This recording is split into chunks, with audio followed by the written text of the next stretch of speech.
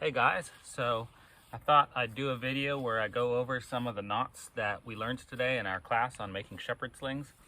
And these knots go beyond just doing the shepherd slings. They also are extremely useful for all kinds of things in survival and bushcraft, as well as just in everyday life.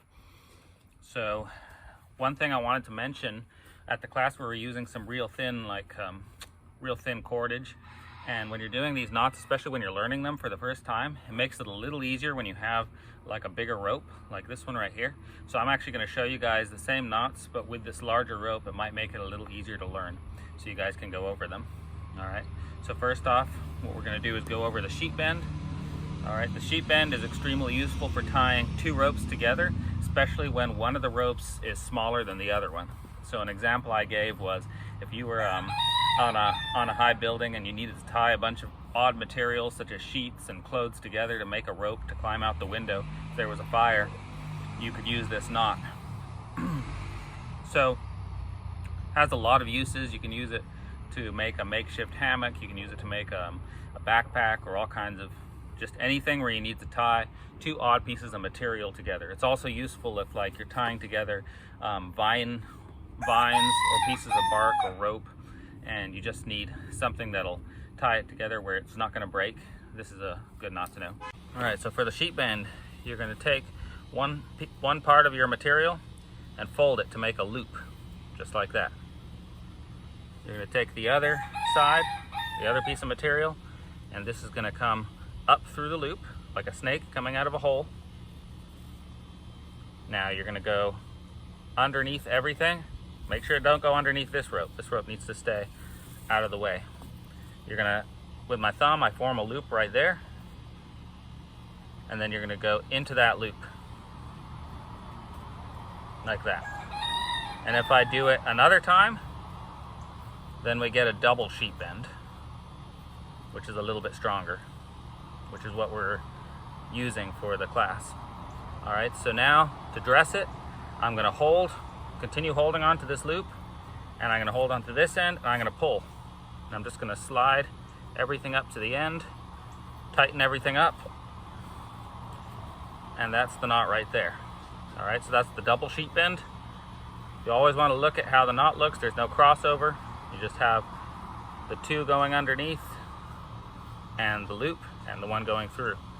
Each knot forms a sort of signature, so it's important to get used to and familiar with the way that knots should look when they're dressed up properly.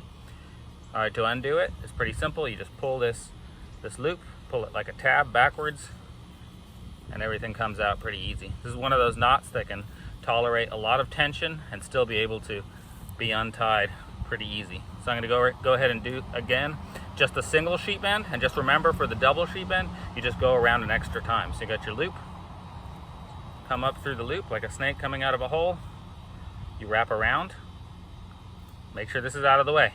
Just go under, and then back into the loop that you formed, and then pull it tight. And there's the single sheep bend. All right. And then the other knot we learned was the bowline, and that's another extremely useful loop knot, and it's very similar to the sheep bend. Actually, the knot itself is pretty much the same thing, except instead of tying two ropes together, you're tying one rope into a loop.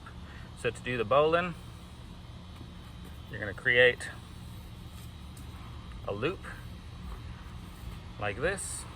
Now, what I'm doing is I'm taking this and I'm going counterclockwise. So the long side of your rope is called the standing end, right? And then the short end is your free end. So the standing end is underneath the loop with the free end. So again, I'm going to take the free end, go around counterclockwise to form a loop. Okay. Now you want that standing end facing away from you. Take the free end, and it comes up from underneath. All right. Now you want to keep this loop that you just formed open. This is going to be your actual loop. All right. So it comes out, goes around the standing end, and back into the loop. And now it's important how you pull everything tight. So I'm going to hold the loop, and the standing end and pull. And right there you have the way it looks when it's pulled tight. On one side it looks like this, on the other side it looks like that. This is the signature of the Bowline. It should look like that. All right. Now the Bowline has a little story that goes with it that I guess somebody invented to help people remember it.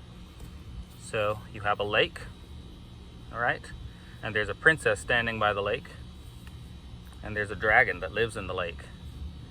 So the dragon came out of the lake as the princess was standing by the lake, wraps around the princess, and dives back into the lake. All right, there it is again. All right, now once you get really used to tying this knot, it's good to learn a couple ways of doing it. And one of the ways that's, once you get the muscle memory down, for me, like now, I just slap it over, flip it around, go around and back in. All right, or another way to do it, you can make marlin spike knot, spike hitch. So it's like a slip knot, but where the standing end comes through the loop. All right, and then take this end, stick it in there, and pull it. Try that again. Stick it into the slip knot, and then pull onto the back. And there you have the Bowline again. Just another way to tie the same knot. So practice that knot, get used to it, get it down to muscle memory, and that's one of those ones that's just super useful because you can put a ton of pressure on it, even pulling, like with machinery, pulling trees and stuff like that. Or if you have a hammock and you set it up and you want to be able to take it down easily without having to cut any ropes, that's one of those knots that you can always take out no matter how much pressure you put on it. All right guys, thanks for watching. Hope to see you again next time. Be sure to subscribe and hit the notification bell for more videos as they come out, and have a blessed day.